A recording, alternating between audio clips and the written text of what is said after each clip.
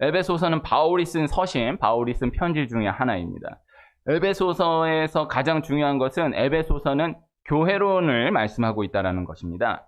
바울이 교회론에 입각하여서 쓴 편지이다라는 것, 이것이 가장 중요하겠어요.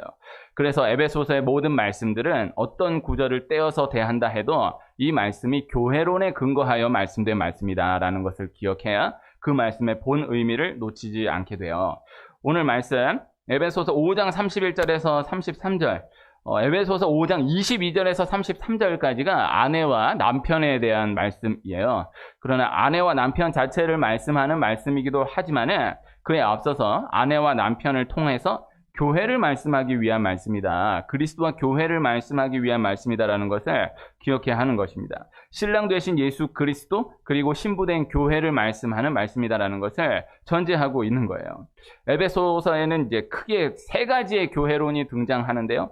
에베소서 1장의 몸 교회론, 그리고 2장의 성전 교회론, 그리고 5장의 신랑 신부 교회론이 그것입니다. 그렇게 세 가지가 에베소서 교회론의 큰 축이기는 하지만은 그 사이사이의 모든 말씀들이 다 교회에 대한 말씀인 거예요. 오늘 함께 읽은 5장 33절 그 이후에 6장 1절에서 4절 또 5절 이하의 말씀, 자녀와 부모, 종과 상전에 대한 말씀도 또한 자녀와 부모를 들어서 종과 상전을 들어서 교회를 말씀하고 있는, 교회를 설명하고 있는 말씀이다라는 것을 전달드려요. 예수님이 모든 설교를 다 비유로 하셨거든요. 복음서에 나타난 예수님의 설교를 보면은요, 다 비유로 말씀하셨던 것을 말씀하고 있어요. 그리고 예수님이 비유가 아니고서는 말씀하시지 않았다, 이렇게 성경은 말씀하고 있습니다. 그 가운데에, 그 비유 말씀 가운데에 신랑 신부, 남편과 아내로서의 비유 말씀도 참 많이 발견되는 것을 보게 되는 거예요. 예수님이 예수님 스스로를 신랑으로 비유하여서 말씀하신 말씀들이 참 많은 거예요. 예수님이 예수님 스스로를 신랑으로 비유해서 비유로 설교하신 말씀도 많고, 그냥 대화 가운데에서 예수님이 신랑이시다라는 것을 전제해서 한마디 한마디를 말씀한 말씀들이 또 참 많은 것입니다. 그리고 혼인잔치를 또 비유로 해서 말씀하신 말씀들이 또 참 많아요. 혼인잔치와 연결된 이야기들이 또, 사건들이 또 참 많고요. 예수 그리스도를 구주로 영접하고 예수 그리스도의 이름으로 죄 씻음을 받은 표로서 세례를 말씀하는데, 이 세례를 혼인으로 비유하여서 또 성경은 말씀하고 있는 것을 볼 수 있습니다. 세례 예식은 예수님과의 혼인 예식이다, 그렇게 비유할 수 있는 거예요. 또 구약 성경으로 들어가서도 구약의 모든 말씀들 역시 다 예수님을 예표로 말씀하고 있는 말씀들인데, 그 가운데에서도 신랑 되신 예수님을 예표로 말씀하고 있는 말씀들이 참 많은 것입니다. 야곱이 라헬을 그토록 사랑했던 이야기를 생각해 보면 우리가 참 7년을 수일같이, 7년을 하루같이 주님 그렇게 사랑해야 한다라는 말씀이기도 하겠지만, 그에 앞서서 우리를 그토록 사랑하시는, 우리를 그토록 죽기까지 사랑하신 예수님을 예표로 말씀하고 있는 거예요. 루시 보아스를 만난 이야기도 생각해 보면 보아스는 예수 그리스도 예표의 대표인 것을 성경은 또 말씀하고 있는 것이죠. 루시 보아스를 만난 이야기, 이것을 넘어가는 또 예수 그리스도 예표의 이야기가 없는 것입니다. 시가서 전체로 놓고 보았을 때, 또 성경 전체로 놓고 보아도 최고봉으로 말씀되는 성경이 아가서이거든요. 신랑 되신 예수님과의 사랑을 가장 아름답게 표현하여서 말씀하고 있는 말씀이 아가서 말씀이에요. 그래서 성경 전체에서, 시가서 전체, 성경 전체에서 아가서 이상의 또 말씀이 없는 것입니다. 제가 개인적으로 참 존경하는 한 목사님이 몇 년 동안 아가서만을 설교하신 것을 보았어요. 아가서 한 절 가지고 성경 전체를 풀어내시고, 또 그 다음 또 한 절 가지고 또 성경 전체를 풀어내시고, 아가서 그렇게 큰 분량이 아닌데 그 아가서만을 가지고 몇 년을 하시더라고요. 제가 참 은혜를 받았던 기억이 있습니다. 신랑 되신 예수님과 신부된 우리를 말씀하는, 가장 직접적으로 말씀하는 것이 아가서 말씀이에요. 다음 주일이 성령 강림 주일입니다. 성령께서 우리의 중매자가 되시사 우리를 예수님께로 인도하시는 거예요.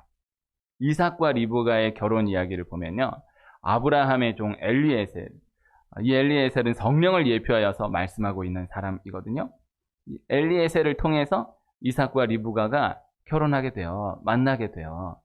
참 아름다운 사랑 이야기인데 성령을 통하여서 예수님과 연결된다라는 가장 큰 이야기를 담고 있는 말씀이에요. 엘리에셀이 참 중요한 거예요. 엘리에셀이 중요한 이유는 리브가와 이삭을 이어줬다라는 것이죠. 성령이 귀한 이유는 우리를 신랑 되신 예수님께로 인도해 주신다라는 것이죠. 구약성경 또 에스더서에 보면 유다의 어린 고아 소녀 에스더가 아하수에로 왕의 왕후가 되는 이야기로 에스더가 시작되는 것을 볼 수 있어요. 그때 궁녀를 주관하는 내시 헤게라는 내시의 손에 의해서 에스더가 아하수에로 왕의 왕후로 발탁되게 되는 거예요. 이 내시 헤게가 성령을 예표해요. 잠깐 지나가는 이야기 같지만요, 아하수에로 왕이 예수 그리스도를 예표한다라는 관점으로 놓고 보았을 때 에스더와 같은 우리를 이 내시 헤게를 통하여 성령을 통하여서 하나님께서 어떻게 인도해 가시는지를 말씀하고 있는 것입니다. 오늘 성령에 대한 말씀으로는 말씀 준비하지 못했지만 예수님께로 인도한다. 성령의 가장 중요한 역할은 결국 신랑 되신 예수님께로 인도하는 것이다. 이것을 말씀하고 있는 것이죠. 다 부부관계를 통해 말씀하고 있는 것을 볼 수 있는 거예요. 오늘이 부부의 날입니다. 아내와 남편 말씀을 함께 하면서 예수님과 교회, 예수님과 성도된 우리와의 관계를 생각해 보는 시간이 되기를 바라는 마음으로 준비한 거예요. 아내와 남편의 말씀은 이것은 하나의 영역으로서, 그러니까 성경에 아내와 남편에 대한 말씀도 있구나, 이 하나의 부분으로서 영역으로서의 말씀이 아니라 성경 전체에 계속되는 말씀인 것을 볼 수 있어요. 그래서 아내와 남편 그 관점으로 해서 성경을 보면요, 성경 어떤 구절, 어떤 말씀을 보아도 다 그 관점으로 결국엔 연결되는 것을 볼 수 있는 거예요. 오늘 다 읽지는 못했지만은 에베소서 5장 22절에서 33절 말씀, 오늘 31절에서 33절까지만 읽었는데요. 22절에서 33절 말씀, 우리 한 분 한 분 각각이 묵상함으로 얻게 되는 메시지가 참 큰 말씀이다, 귀한 말씀이다, 이렇게 전달해 드립니다. 오늘 함께 읽은 말씀의 31절 보면요, 그러므로 사람이 부모를 떠나 그의 아내와 합하여 그 둘이 한 육체가 될지니, 이렇게 말씀하고 있어요.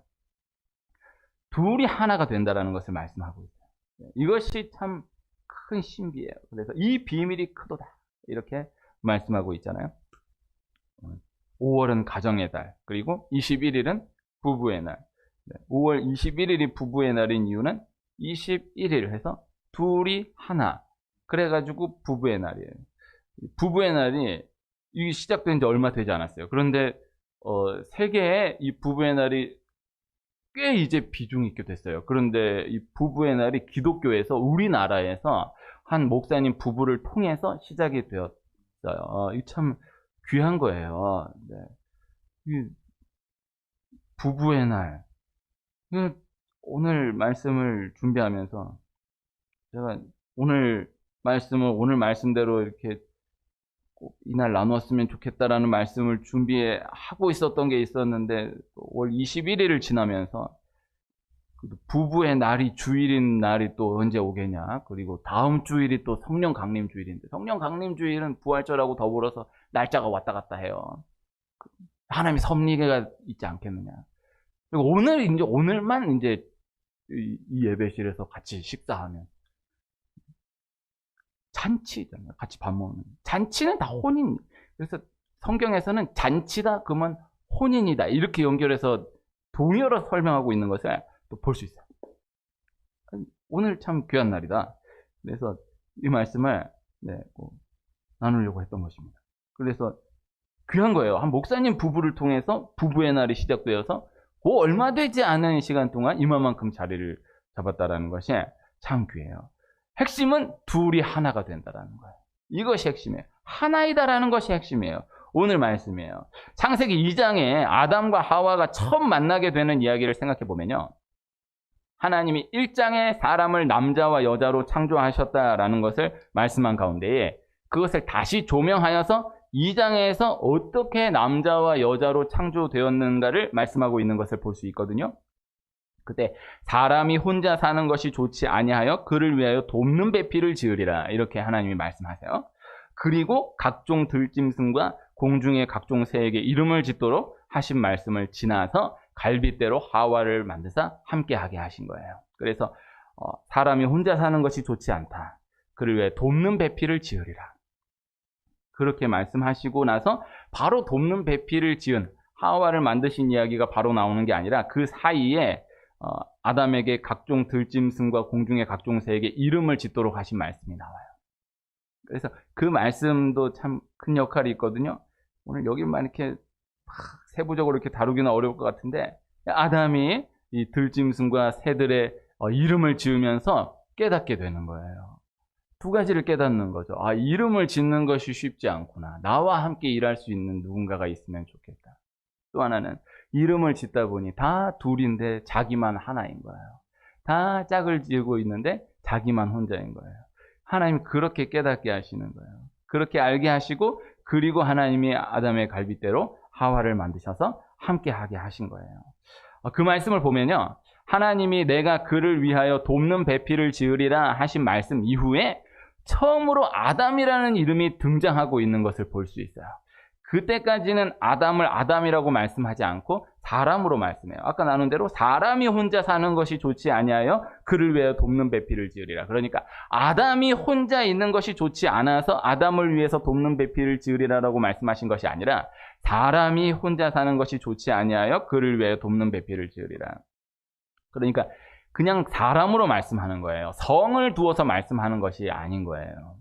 이것이 일단 중요하고요. 그 다음에 돕는 배필에서의 돕다라는 단어를 생각해 보면, 돕다라는 단어가 에제르라는 단어인데, 돕다라는 의미가 분명히 담겨져 있지만 그 안에 또 담겨져 있는 중요한 뜻이 구원하다라는 뜻이에요. 그래서 다시 이야기하면요, 하와가 등장하게 되면서 아담이 될 수 있었다라는 것이고요. 그냥 사람이었던 아담이 하와가 등장됨으로 아담으로서의 정체성을 시작해 나갈 수 있었다라는 것이 되는 것이고요. 하와는 어떤 존재이냐? 아담을 돕는 배필. 돕는다라는 건 무엇이냐? 이게 돕다라는 단어를 어떻게 생각합니까?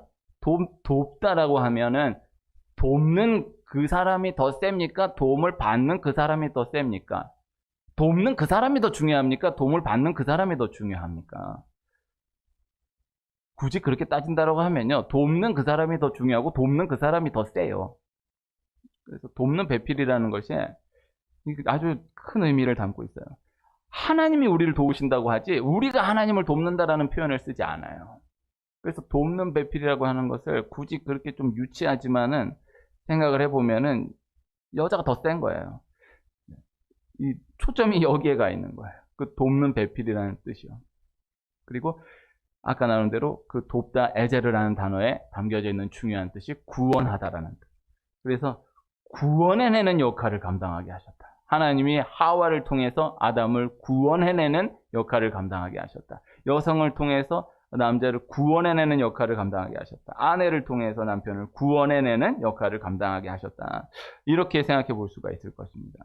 그 다음 또 그 말씀을 또 보면 하와가 아담에게서 나왔다는 것은 부인하기가 어렵죠. 아담의 갈빗대로 하와가 만들어지게 되었으니까요. 그리고 남자에서 나왔다, 그래서 여자라 하리라. 이 말씀을 원어로 보면 이슈에서 나와서 이슈아가 나왔다. 그래서 이슈에서 이슈아가 나왔다. 그래서 남자에서 여자가 나왔다라는 것임을 함께 생각해 볼 때에, 이렇게 생각해 보고 저렇게 생각해 볼 때 중요한 것은 누가 어쩌냐가 아니라 둘은 하나이다라는 것. 이것이 핵심이에요. 이것이 오늘 말씀의 핵심입니다. 참 남과 여가 갈등하고 있는 때 아닙니까? 우리나라뿐 아니라 세계가 함께 갈등하고 있는 때인데, 우리나라 남과 여가 갈등하고 있는 것이 큰 것 같아 보이지만요, 세계의 갈등이 더 큽니다. 미국에서는 이제 공식적인 자리에서 기도할 때 아멘을 못해요. 아멘 하려면 아우먼을 같이 해줘야 돼요. 여성분들이 가만히 있지를 않아요. 그게 그렇게 참, 아무튼 그래요. 이런 얘기하기 조심스러운 때예요. 그래서 세계가 함께 갈등하고 있는 때인데, 성경에서 말씀하고 있는 근원은 아내와 남편은 하나인 존재이다. 이것을 기억할 때 근본적인 문제들이 풀어지게 된다라는 것이죠. 그런 경우를 많이 볼 수 있거든요. 아내분은 너무 괜찮은데 남편분은 너무 괜찮지 않은, 혹은 남편분은 너무 괜찮은데 아내분은 너무 괜찮지 않은 그런 경우 본 적 없습니까?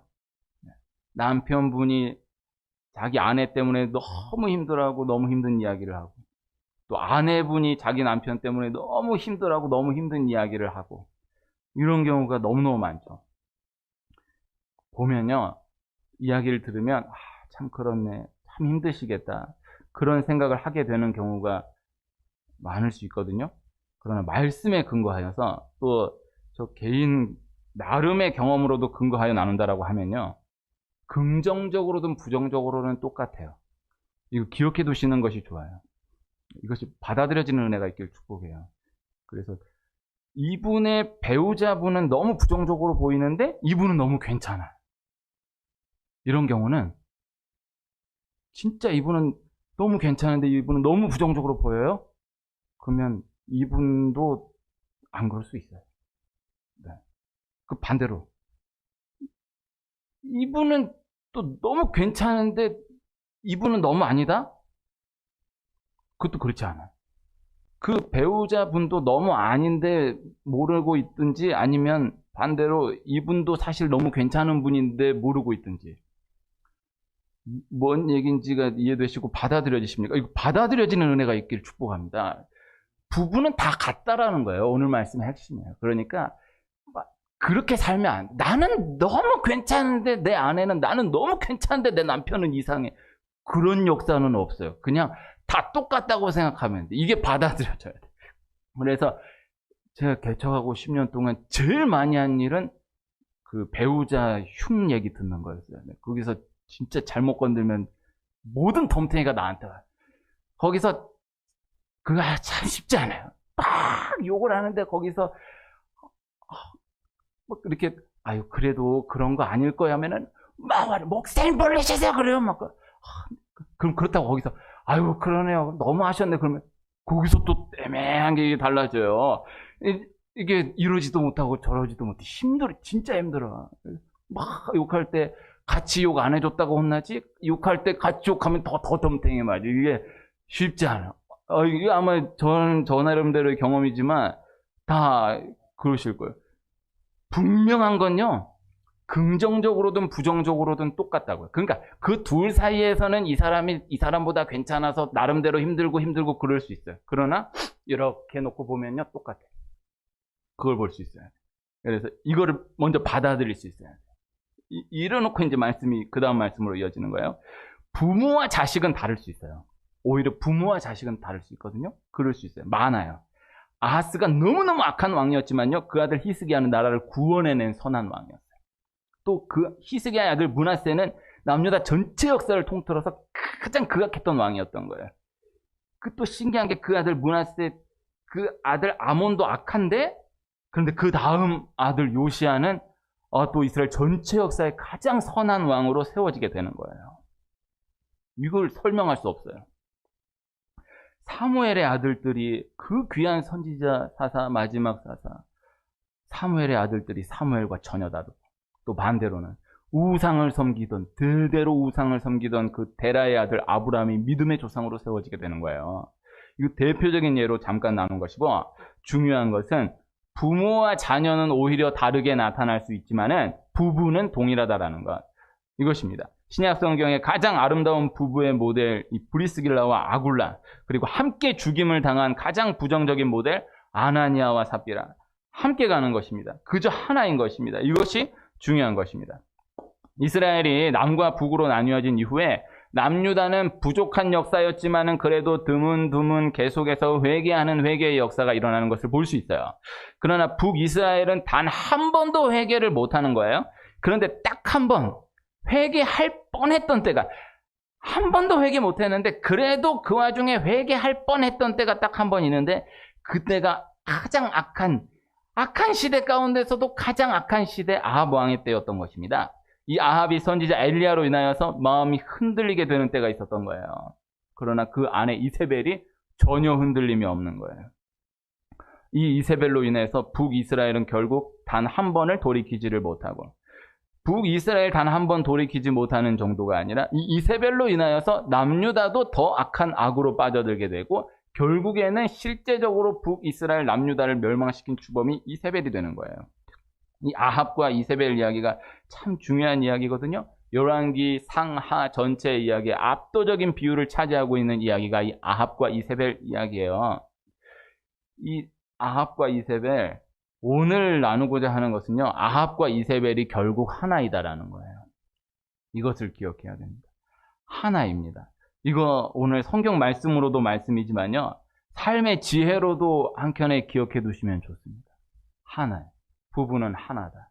그래서 막 성공하는 사람들 보면요, 이렇게 겉보기로 봤을 때는 성공할 것 같지 않은데 성공하는 경우는 많은 경우에 어떤 경우가 있느냐, 그 부인 로비로 성공하는 경우가 많아요. 그래서 회사에서 승진을 하려고 하면은 그 상관한테도 잘해야 되지만은 그 상관 부인이 어떻게 보는지가 실제적으로는 상당히 중요해요.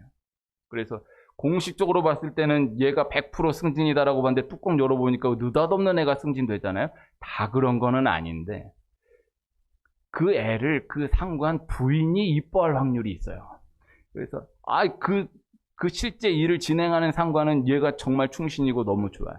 근데 얘가 미련해가지고 상관한테는 충성하는데 그 부인한테는 대면대면해. 어차피 실세는 상관이다. 참으로 어리석은 거야. 그 부인한테 로비는 못할지언정 밉보이면 안 돼. 그런데 얘는 오히려 상관한테 공식적으로 인정을 못 받는데 아이 부인이 이뻐요. 뭐 내막을 알 수 없지만 부인이 이뻐한다.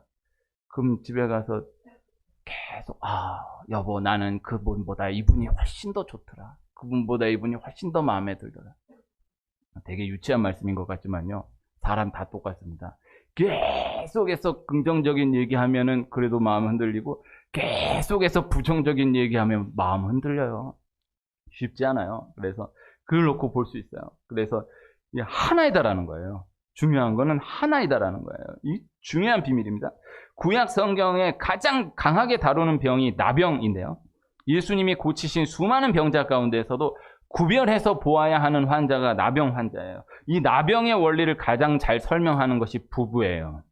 한 사람이 잘 믿으면 반드시 그 믿음이 전해지게 된다는 것을 말씀하는 거예요. 나병은 반드시 옮겨가게 되어 있다는 것을 말씀하고 있는 거예요. 그래서 감사하는 사람과 원망하는 사람이 계속해서 함께하면 감사하는 사람의 감사가 원망으로 바뀌어지게 되든지 원망하는 사람의 그 원망이 감사로 바뀌어지게 되든지 둘 중에 하나의 방향으로 결국 가게 되지, 감사하는 사람은 계속 감사하고 원망하는 사람은 계속해서 원망할 수가 없다라는 거예요. 이 나병의 원리를 통해서 이 원리를 기억해야 하는 것입니다. 우리나라 이 짧은 기독교 역사에 예전에는 안 믿는 남편을 기어이 기도해가지고 건져내는 분들이 많았어요.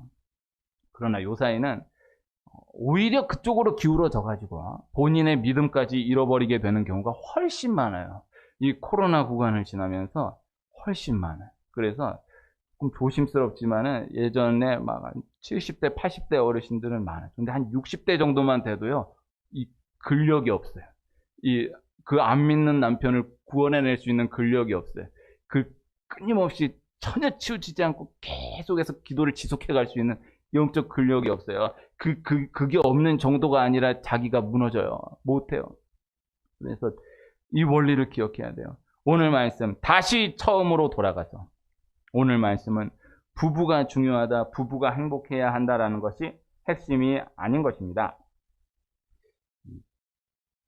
신랑 되신 예수님께 바짝 붙어 있으므로 보이는 부부 관계 역시도 다 풀어지게 된다. 이것이 오늘 말씀의 핵심이에요. 그리고 부부가 풀어지면 가정이 풀어지게 되고 가정이 풀어지면 다 풀어지게 된다라는 것, 이것이 오늘 말씀의 핵심입니다. 가정의 달이라고 하지만은 사실 부부가 가장 핵심이지 않습니까? 요사이는 너무너무 무시무시한 시대이긴 하지만은 그래도 부모 자식은 그래도 가요. 부모 자식 간에도 완전히 연을 끊는 경우를 많이 보기는 했지만은 그래도 부모 자식은 가요. 부부가 하나인 것이 중요한 거예요. 그러나 각각이 신랑 되신 예수님과 온전히 하나 되지 못하면 그 가운데 누구에게 기대고 누구에게 의지하려 한다 해도 다 무너지고 깨어질 수밖에 없다라는 것, 이것이 오늘 말씀입니다. 5월 가정의 달을 지나면서 어린 아이로서의 정체성을 기억해야 할 필요가 있고요. 또 신부로서의 정체성을 기억해야 할 필요가 있거든요. 어린 아이, 다 중요하지만 성경에 어린아이에 대한 말씀 많이 나오잖아요. 어린아이 어떤 뜻으로 말씀한 말씀일까요?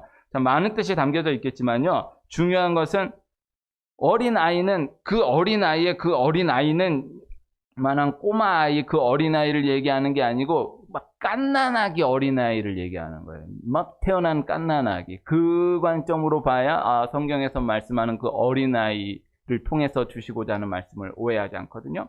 그 갓난아이는요. 엄마 없으면 안 돼요. 떨어지면 죽어요. 그 마음이에요. 어린아이처럼 순수해야 된다. 뭐 이런 의미도 없는 건 아니겠지만은 근본적으로는 어린아이는 엄마 없으면 죽는다라는 거예요. 죽어요. 어린아이 엄마 없으면 그런 경험 있지 않으세요? 애가 엄마가 이렇게 안고 있는데 엄마 어디 가야 돼가지고 주려고 그러는데 그 잠깐 따라 그 잠깐 아니 어디 가는 것도 아닌데 막 죽으려고 그래요. 막 숨 넘어갈 것처럼 그렇게 믿어야 된다. 그 얘기. 어린아이의 믿음은 그 얘기예요. 아유, 나는 예수님 없으면 죽는다. 난 주님 없으면 못 살아. 어린아이의 믿음이. 그 다음에 또 하나가 신부로서의 정체성인데, 이 어린아이와 같은 원리예요. 이 신부가, 이게 참, 이 말씀을 잘 이해해야 됩니다. 이거 엉뚱하게 이해하면 안 돼요. 성경 문화 가운데에서 말씀하는 그 말씀을 기억해야 돼요. 성경 문화 가운데에서의 그 여성, 신부, 남편 없이는 안 된다라는 거예요. 남편이 없으면 안 돼. 그래서 그 성경 시대 그 문화를 기억해야 돼. 지금은 오히려 이게 남편이 없어야 더 잘 사는 분들도 많은데 그 원리로 보면 안 되고 남편이 없으면 살아갈 방도가 완전히 끊어지게 되는 그 시대를 말씀하는 거예요. 그래서 예수님이 과부의 아들을 살려내신 이야기가 복음서에 나오는데 그 과부의 아들이 장례를 치르는 가운데에서 요청도 안 했는데 예수님이 먼저 가가지고 그 과부의 아들을 살려내셔요. 그 어떤 뜻이 담겨져 있느냐? 과부인데 과부는 딱 과부가 되는 순간 모든 재산이 아들에게로 내려가는 거예요.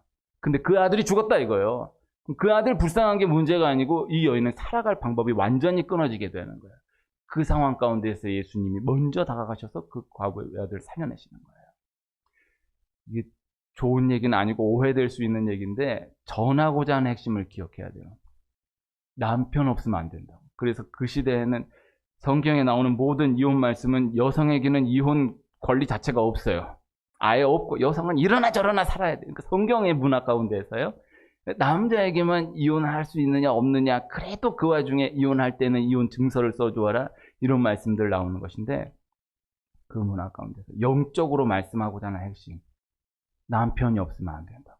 어린아이가 엄마 없으면 안 되는 그 마음 그 신부 그 여성이 남편 없으면 안 된다는 그 마음 그 가운데서 신랑 되신 예수님을 말씀하고 있는 거예요. 이것을 기억해야 돼요. 이 땅에서의 우리의 삶 신랑 되신 예수님을 단장된 신부로 준비되어서 기다리는 거예요.